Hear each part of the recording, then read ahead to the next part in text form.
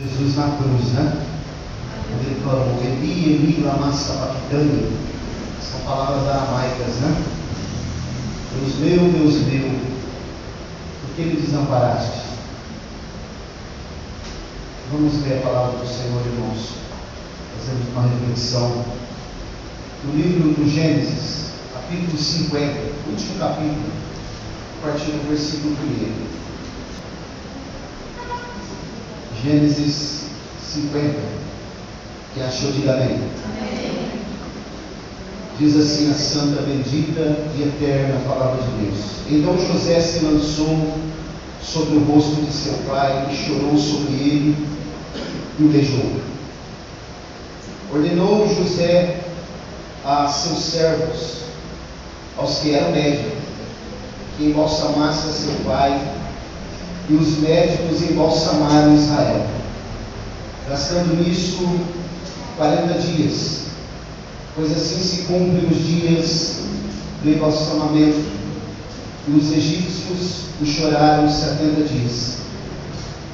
Passados os dias de o chorarem, falou José à casa de Faraó: se agora achei mercê ou favor perante vós, rogo-vos que faleis aos ouvidos de Faraó, dizendo: meu pai me fez jurar, declarando: eis que eu morro, no meu sepulcro que abri para mim a terra de Canaã, ali me sepultarás. Agora, pois, desejo subir e sepultar meu pai, depois voltarei.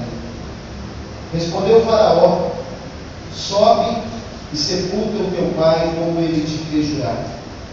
José subiu para sepultar o seu pai, e subiram com ele todos os oficiais de Faraó, os principais da sua casa e todos os principais da terra do Egito, como também toda a casa de José e seus irmãos e a casa de seu pai. Somente deixaram na terra de Gósen as crianças e os rebanhos e o gado. E subiram também com ele tanto carros como cavaleiros, e o cortejo foi grandíssimo. Chegando eles, pois, à eira de Atade, que está além do Jordão, fizeram ali grande e intensa lamentação, e José pranteou seu pai durante 7 dias. Tendo visto os moradores da terra, os cananeus, o luto na eira de Atade, disseram: grande pranto é este dos egípcios. E por isso se chamou aquele lugar Abel Mizraim, que está além do Jordão. Fizeram-lhe os seus filhos como lhes havia ordenado. Levaram-no para a terra de Canaã e os sepultaram na caverna do campo de Macpela, que Abraão comprara com o campo por posse de sepultura, a Efron, Eteu, fronteiro, a Mamre. Depois disso voltou José para o Egito, ele, seus irmãos e todos os que eles subiram a sepultar o seu pai. Deus diz amém? Amém. Glória a Deus. Uma palavra que o Senhor colocou no meu coração para nós meditarmos aqui nessa noite. A narrativa bíblica traz aqui o final da história de um ícone de Deus, um dos 3 ícones de Deus, né? Abraão, Isaac e Jacó. O seu nome aqui já havia sido mudado para Israel. No capítulo 49 do Gênesis, o capítulo anterior, ele dá as bênçãos proféticas para os seus filhos, cada um deles que cumpriram na íntegra, e ele diz aos filhos que já estava chegando o momento dele partir. E aqui no capítulo 50, exatamente acontece a sua morte. O livro do Gênesis, ele é interessante que ele começa falando de vida, né? De criação, daquilo que Deus fez, e o último versículo do capítulo de Gênesis fala de morte. Fala que José morreu e o colocaram no caixão no Egito, né? E começa falando de vida, termina falando de morte. Então, irmãos, a reflexão que eu quero fazer com vocês aqui nessa noite é sobre a honra de Deus para aqueles que Ele chama e escolhe, e aqueles que fazem a sua vontade e prioriza Ele, como nós falamos aqui nessa noite. Deus tem uma honra para aqueles que são fiéis, independentemente das adversidades que eles vão passar, independente dos processos de lapidação, de provação, a Bíblia chama de crisol, né? Que nós temos que passar. Mas se nós formos fiéis em todos os momentos, em toda a trajetória, o nosso final, sendo no arrebatamento da igreja, ou sendo, se nós morrermos, ele vai ser um final de triunfo. E a mensagem desta noite não é triunfalista, é uma mensagem de lógica bíblica. A história desse homem aqui chamado Jacó, quando nós vamos estudar um pouco mais detalhado, nós percebemos que ele viveu um período muito grande da sua vida enganando e sendo enganado. Enganando e sendo enganado. E o apóstolo Paulo, numa das cartas a Timóteo, ele diz que o homem mau, o homem que não é fiel, ele tem essa característica de enganar e ser enganado, não é?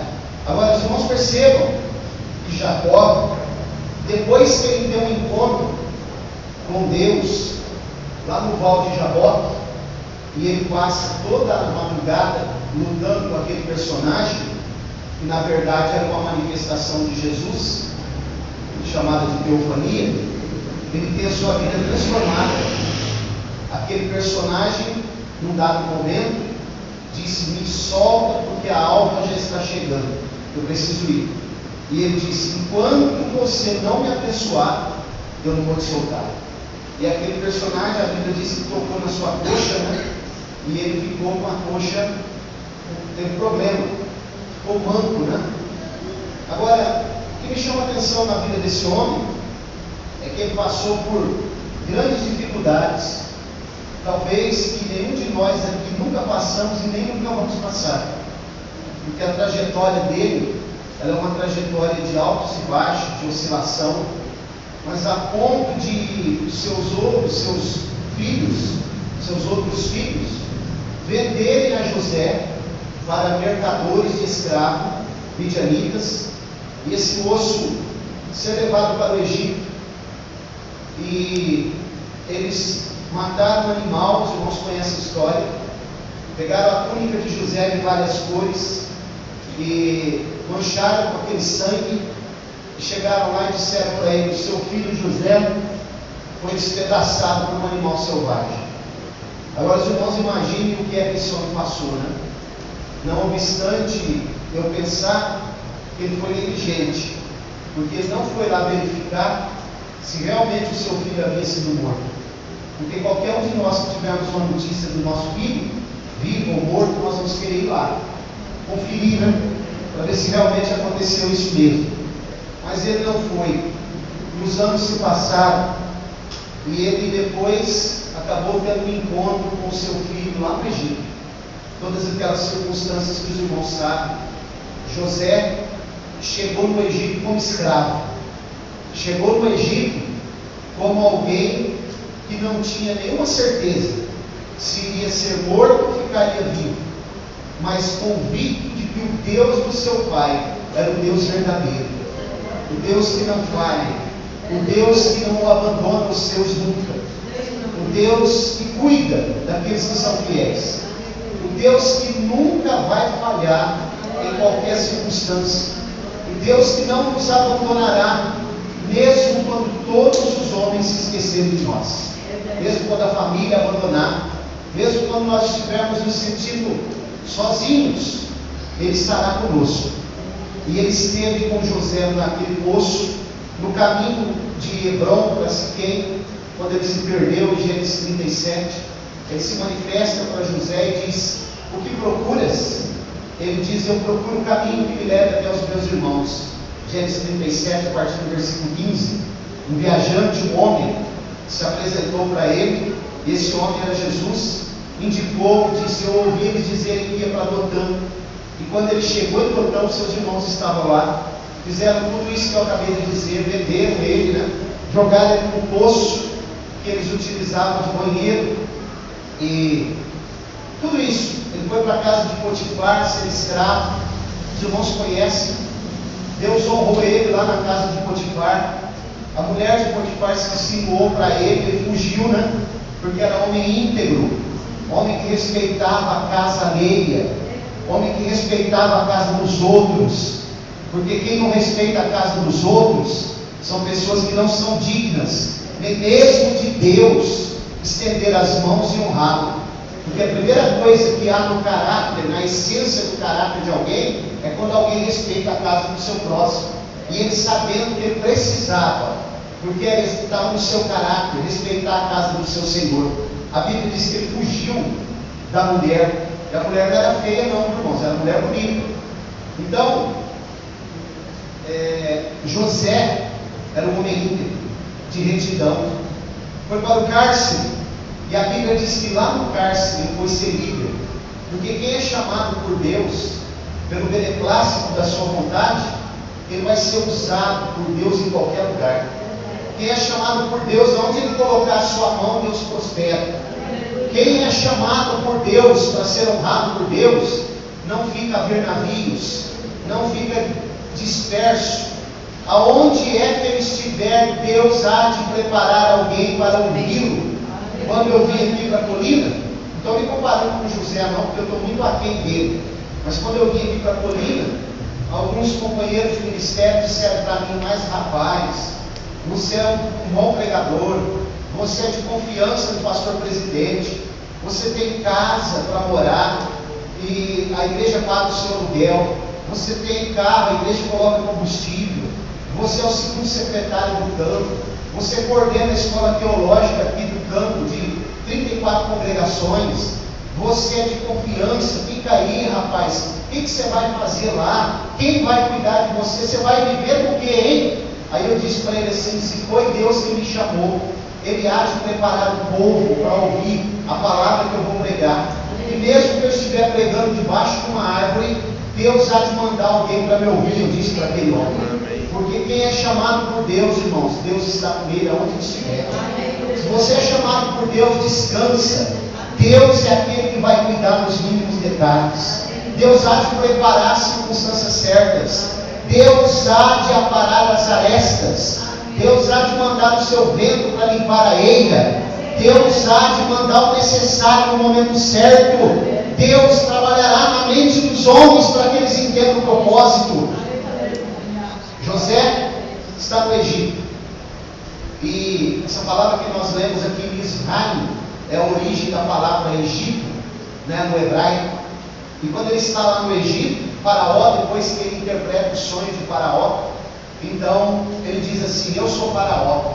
Nessa palavra ele está dizendo: eu sou o poderoso, o todo-poderoso aqui no Egito, mas eu só serei maior do que você no trono. A Bíblia diz que Faraó convidou ele para subir no carro. Isso aqui era uma honra indescritível.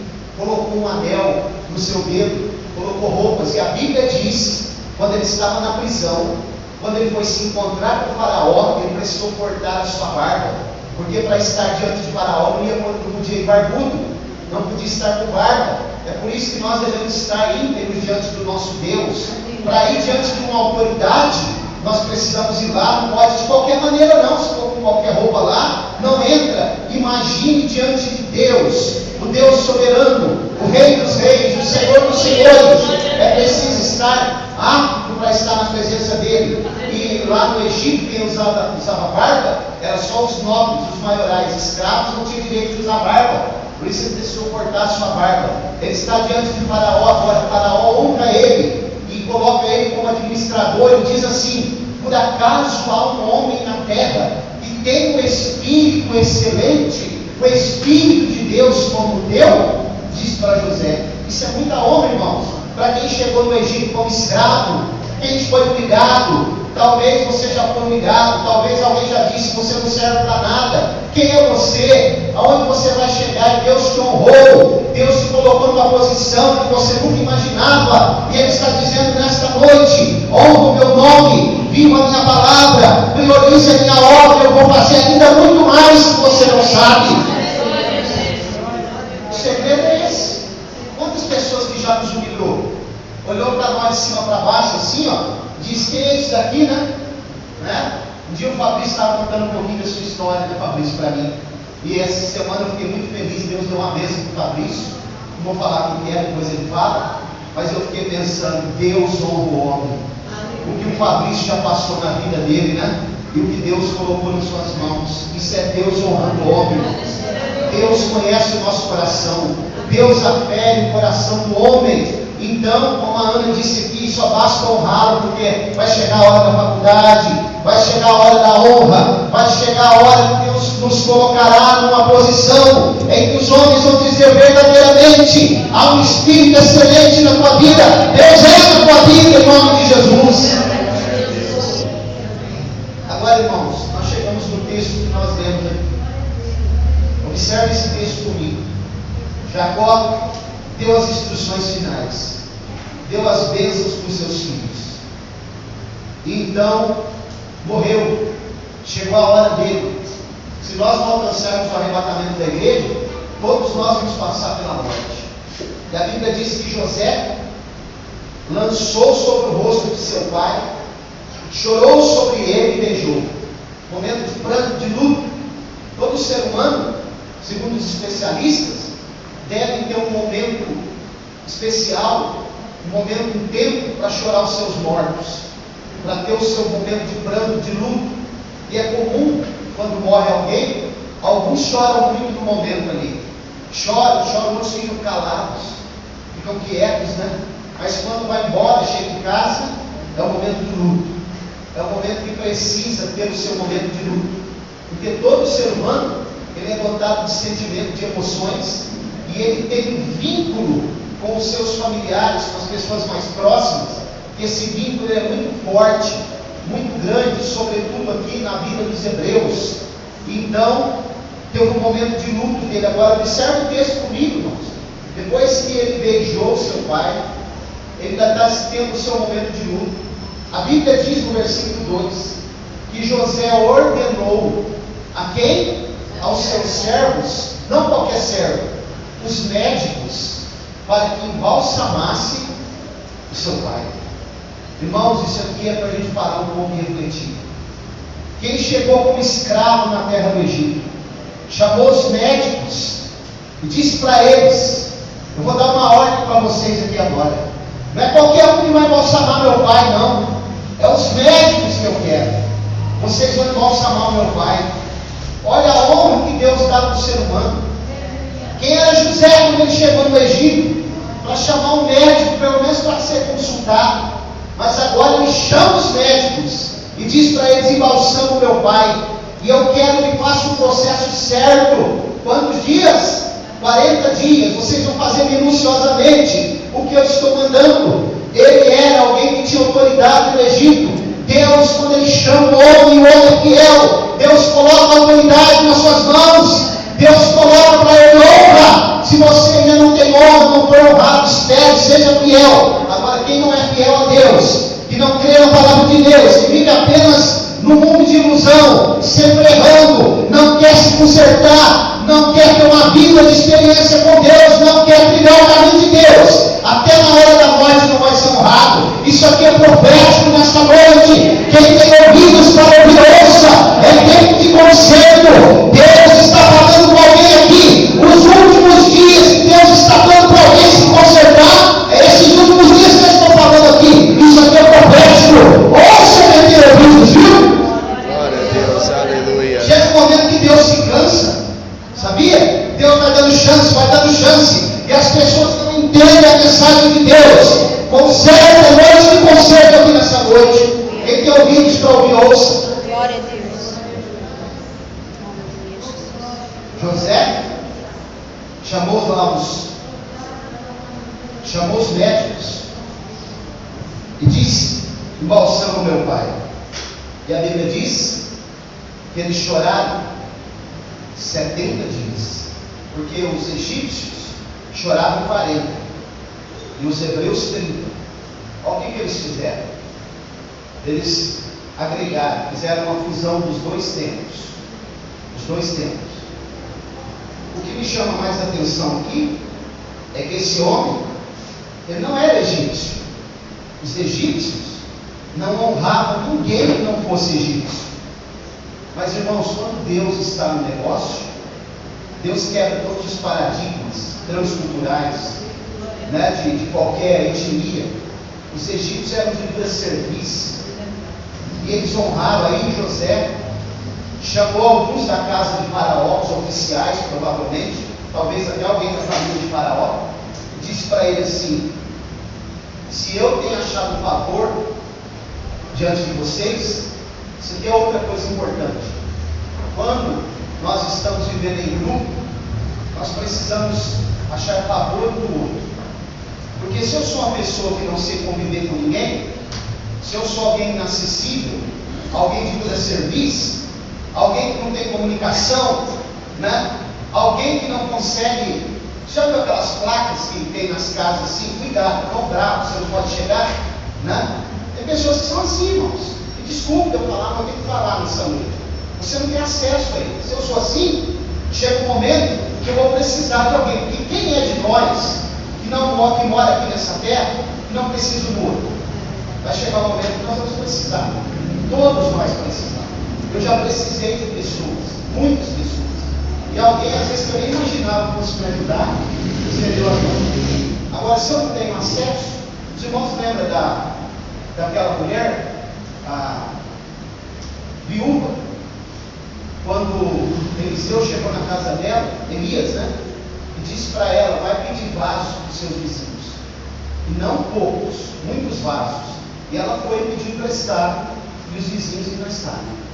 Então significa que, olha o que José diz: se eu tenho achado favor diante dos olhos de vocês, ele era só abaixo de Faraó. Significa que os seus subordinados também gostavam dele. Ele sabia como tratar os seus subordinados.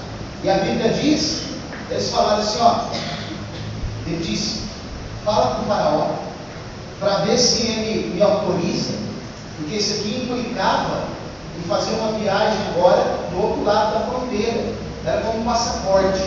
Se ele me autoriza, eu ia levar o meu pai para enterrar na terra dele, lá no sepulcro. Isso aqui fala de origem, irmãos. Isso aqui fala de vínculo de origem. Os irmãos já perceberam que tem pessoas que moram longe de casa e eles transladam o corpo para ser enterrado lá na cidade dele? Por que será isso? Aquele artista, né, que morreu lá no Rio de Janeiro, Luiz Carlos Arutin, foi enterrado aqui em Barretos. Podia ter sido enterrado lá no Rio de Janeiro mesmo, mas eles trouxeram ele, a família fez questão. Inclusive aquela vicinal ali que vai passa ali o posto de guarda e entra para ir para o frigorífico, é o nome dele, Rodovia Luiz Carlos Arutin. Por que será? Porque há um vínculo familiar. Ele nasceu ali em Barretos, ele quis ser sepultado na sua cidade de origem, porque isso é um vínculo que há com o ser humano. As pessoas querem estar próximas, querem ser sepultados junto com seus entes queridos.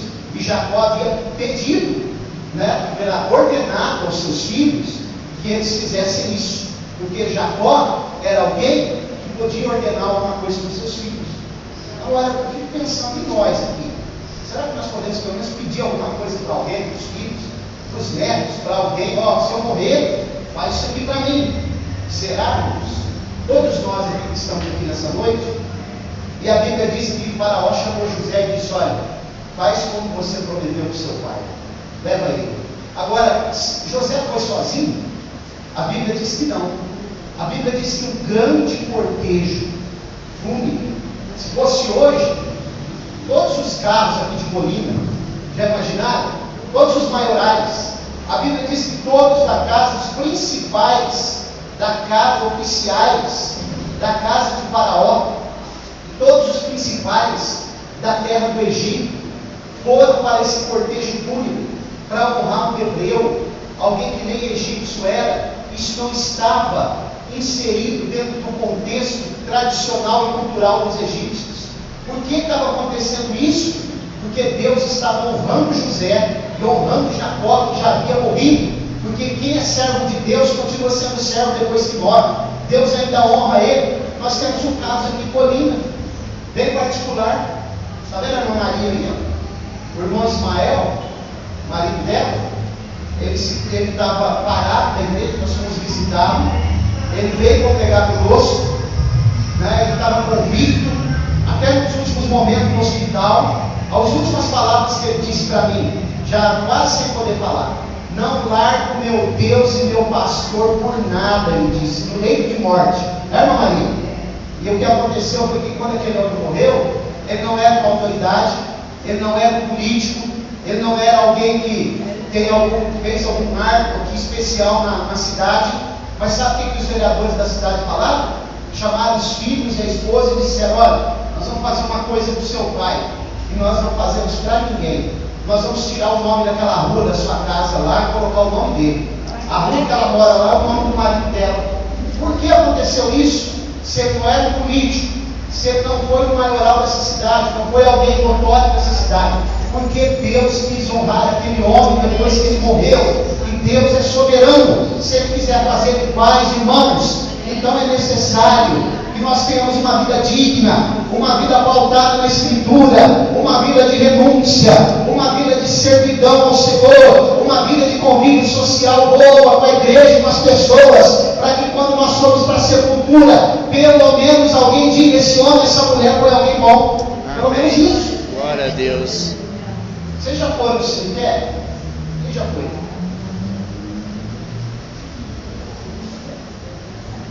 Vocês já passaram perto de alguns sepulcros abandonados? Já? Você olha assim, abandonado. Quem será, hein? Quem será, hein? Está abandonado. Ah, deve ser ninguém, né? Não é isso? Nem a família lembra. Pelo menos para ir lá, chamar alguém e falar assim: ó, vem para esse sepulcro aqui para mim. Coloca um vasinho de flor aqui pelo menos, porque não deixou legado nenhum. Não deixou legado. A verdade é essa, irmãos. Que legado nós estamos deixando? Acompanhe comigo que eu estou caminhando para o fim. Essa mensagem, pastor Mauro, está muito dura para a Santa Ceia, né? Nós queríamos uma mensagem mais de fogo, uma mensagem que trouxesse mais alegria para o nosso coração. E ter ouvidos para ouvirmos. Amém. A palavra que Deus colocou no meu coração. Glória a Deus. Acompanhe comigo, irmãos. Versículo 9. Versículo 8. Como também toda a casa de José e seus irmãos, e a casa de seu pai, somente deixaram na terra de Gósen as crianças e os rebanhos e o gado.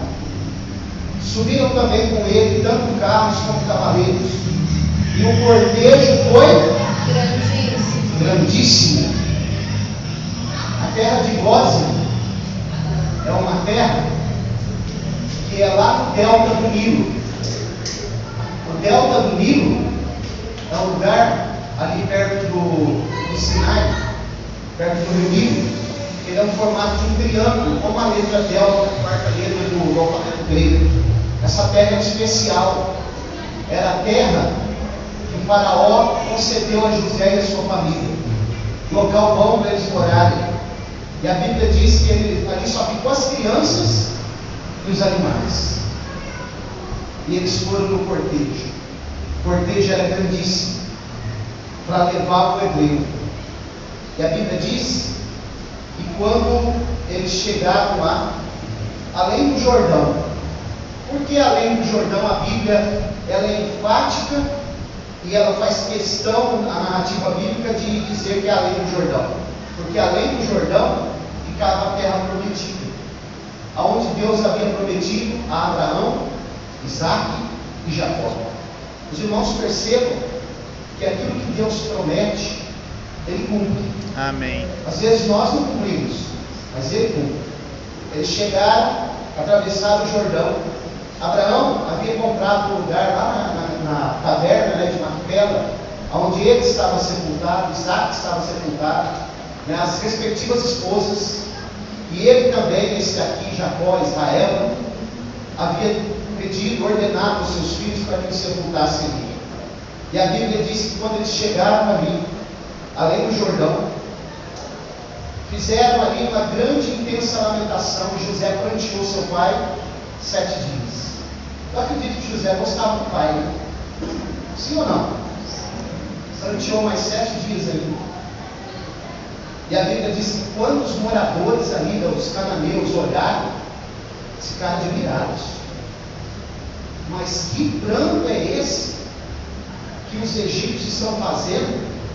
Em outras palavras, eles estavam dizendo assim, perguntando, quem será que morreu, hein? E quando a gente passa no velório, tem muita gente, né? Muitos carros, muita gente, a gente fala, quem será que morreu? Tem cidades pequenas como aqui em Colina que anuncia até no alto-falante da igreja, né? Mas aqui não tinha alto-falante ainda. E aí eles ficaram pensando, quem será? Porque o pranto é muito grande.